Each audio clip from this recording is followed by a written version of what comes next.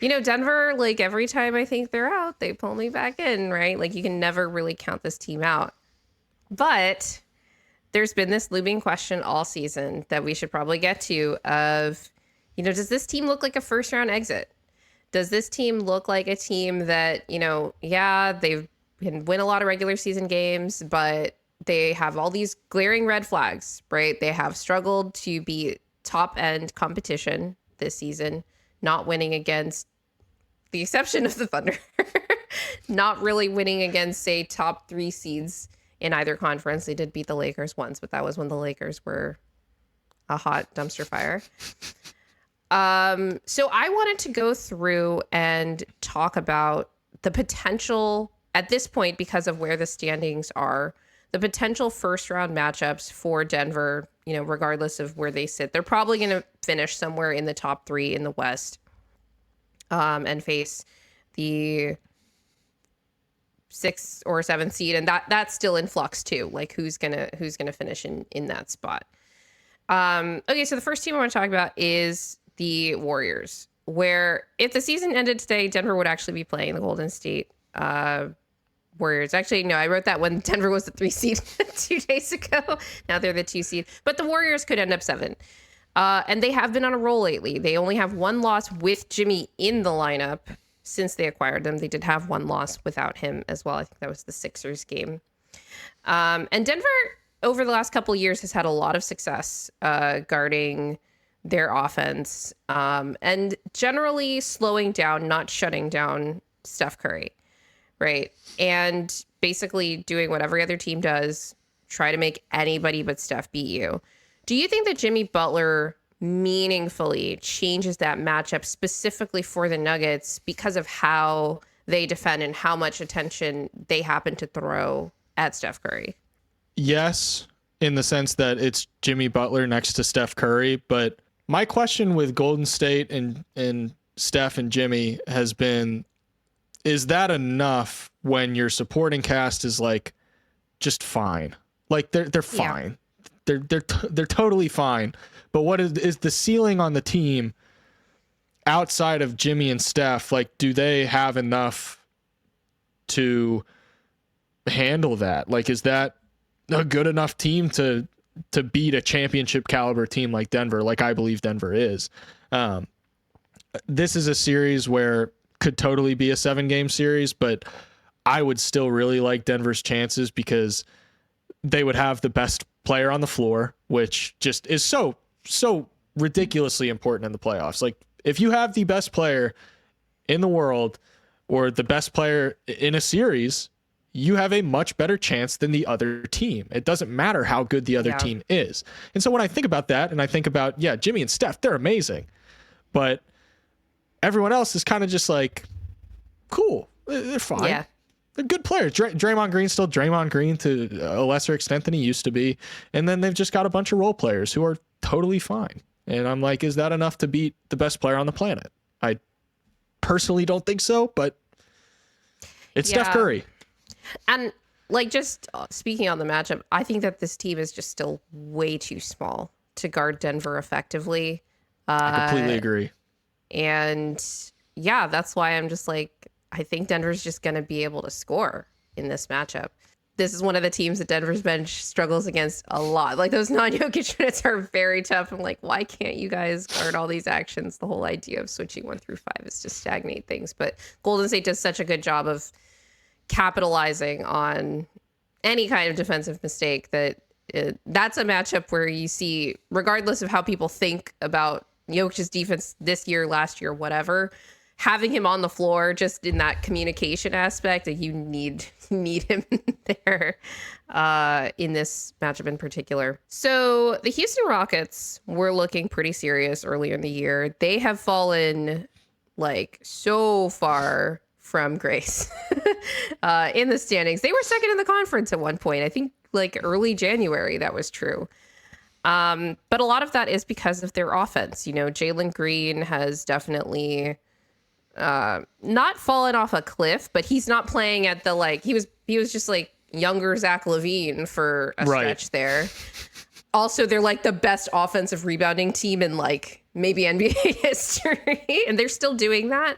But the first shot offense is just too bad to, to keep up with their competition right now. And so they've fallen. I think they're 5th in the standings right now. And I'm really curious where they're going to finish because that first round matchup, I think they have a better chance against certain competition than others. But if there is anything that Denver or whoever the Rockets end up facing would have to specifically game for against the Rockets with their offense, like what would it be? And that's the question I keep coming to with Houston. I think that's probably the question everyone's having with Houston, where it's like that offense. I mean, it's not good. It's a bad offense, and they acknowledge that. It's like, yeah, we're going to shoot poorly from 3 and 2. And we're not going to create a ton of clean looks, but we're going to get like 50-second chance opportunities because we get so many offensive rebounds. And against a lot of teams, that's going to go really well for you, and you'll get a lot of regular season wins. But in the postseason, against a team specifically in the context of discussing a potential Denver Nuggets matchup, that's one of the teams where I'm like, your strength isn't really as meaningful anymore because Denver is also a good rebounding team. They're also a good offensive rebounding team. They can win the possession battle against you and keep up with you on the boards, not just with Jokic, but with like Christian Brown being a hustle guy, with Peyton Watson being a hustle guy. Like they've got all these guys who can fly around the floor and get a bunch of rebounds. And Houston just, to me, doesn't have enough to overcome. The experience is really important, but also just their strength, which is, I hate using this word, no disrespect to Houston because they've been one of my favorite stories this year, but their somewhat gimmicky strength of, yeah, we're just going to get a ton of offensive rebounds and that's going to help us win a lot of games. It's like, yes, in the regular season, that will do wonders for you against teams that are either not really trying to win games or teams that they're not really worried about getting offensive rebounds right now. But against Denver in a playoff setting, it's like, I value Denver's experience, the foolproofness of their offense, the fact that Houston doesn't really have strong rim protection. They have good defense, but with Amen Thompson potentially being out, he coming off of an injury, I'm like, I didn't mention at the top. I tell you what they're going to do. They're going to pull Şengün out on the perimeter and they're going to back cut the Rockets to death. And if Amen Thompson isn't back, then I just don't, it's all about Houston's second line of defense for me. And with Amen Thompson being up in the air right now, I'm just like, I don't know if this team has the personnel to handle a top 5 postseason half court offense. So, I mean, you kind of answered this question in your answer, but I wanted to just touch on it more specifically. Is Houston's athleticism, particularly on the wings, like you talked about all of these guys, was Amen being out, but they still have Tari Eason, they still have Jabari Smith Jr., they still have, Dylan Brooks has his own like particular kind of athleticism.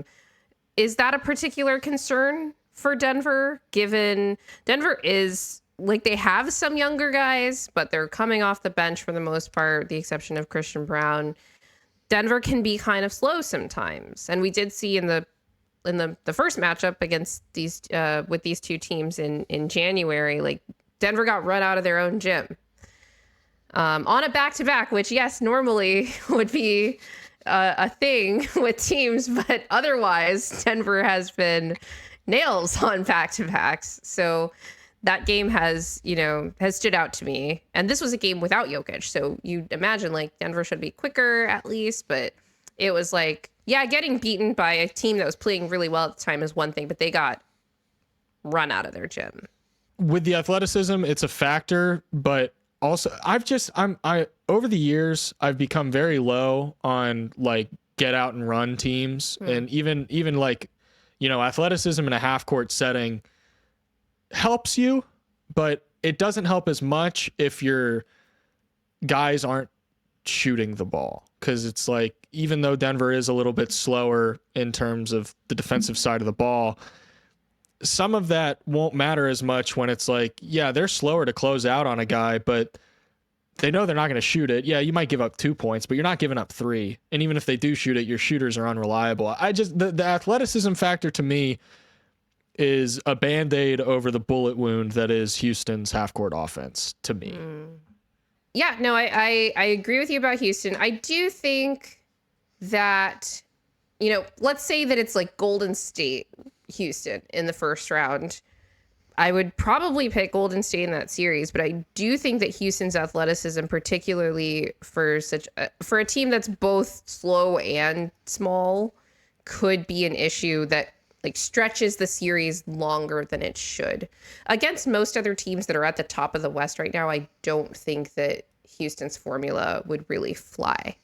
Because there's so many like bigger teams now that are in the top 6 of the West, even top 7 when you look at where the Timberwolves are right now. All right, last team that we're going to cover is the Memphis Grizzlies. They're kind of weird. They're a top 10 defense as of right now, and that's pending Jaren's return from his injury.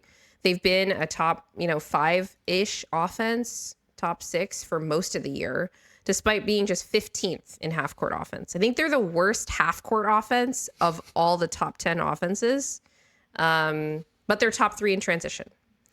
And I think it's fair to say that Jaren has really surpassed Ja as the best player on that team because of what he's been doing on both ends of the ball. And I think that really says as much, if not more, about Jaren's growth as Ja's progression. And Ja has also like recently sort of come on in, a few games recently, especially at the end. Like he's like a clutch merchant now. But when it comes to Jaren in particular, as much as I think Denver misses KCP for smaller perimeter players, I do think that because of the way that Ja gets to his shots, if Denver really locks in, they can probably guard him well, at least well enough to shut down Memphis's overall offense because of the way that they play with their scheme. Like it's more predictive. Like if you know that it's coming, it's pretty predictable. But Jaren is just a really good player now. He's a pretty good, half-court shot creator, like for himself. He's good on bailout possessions. He's a good spot-up guy. And obviously he does a lot on the defensive end. I wrote this question down sort of tongue-in-cheek, but can Denver even keep him from getting to his left hand? Like, would he actually be the biggest thing that Denver has to game plan for in a series? I think so, yeah. And I don't know if anyone can keep him from getting to his left hand, honestly. But like you said, their offense is... the big thing for them is I would be skeptical of their ability to adjust over the course of a series because that's something Taylor Jenkins has been criticized for. And Michael Malone has proven to be a very sound coach when it comes to his postseason adjustments, and he's got a lot of experience. Alex, could you look directly into the camera when you say that? Is this how controversial is this? This is for Nuggets Twitter. I think Michael Malone's a good coach. I don't know. I think he's made good adjustments in the playoffs in the past. No, but go on. No, I just think there's a big coaching advantage there, and I don't think the Grizzlies are inflexible, but I am skeptical of how flexible they are. Yeah, I kind of agree. One of the things with them is that they have all these guys who can play, no question, right? But it's not necessarily like, oh, we have this problem and we have this guy, X guy off the bench that is like a problem solver. It's just like another guy that you can plug in, to where I kind of wonder, like, do they know both what their best punch is and what their adjustments would be even if Taylor Jenkins wanted to make them, right. Both personnel wise and schematically, right? Because adjustments aren't just about changing the rotations, obviously. And I'm really curious to see what the Nuggets Memphis games. I think we have 2 more games against Memphis the rest of this season, because we did have a baseball series with them earlier in the year, lost the first one, won the second one. It was just like play transition defense and you can win the game, and they did, and they won. But I'm curious to see what, the next game against Memphis actually looks like, because we didn't have Jokic for those first 2 games. So that's always interesting. We haven't seen the Jokic-Edey, matchup yet. They have so many young players on that team. So that's, that's another aspect of this. As much sort of preliminary playoff experience as Memphis has, they are such a young team. It's funny me talking to a Thunder fan saying that it's just kind of like, I'm interested to see how these guys do, and what kinds of how they're going to respond to the pressure of that environment. Well, if you like our content, please remember to click the like button, hit the subscribe button, and hit the notification bell. Thanks again, Alex, for coming on the show. And maybe you'll enjoy this, but our closing tagline is to always remember that winning is fun and losing sucks. Love it.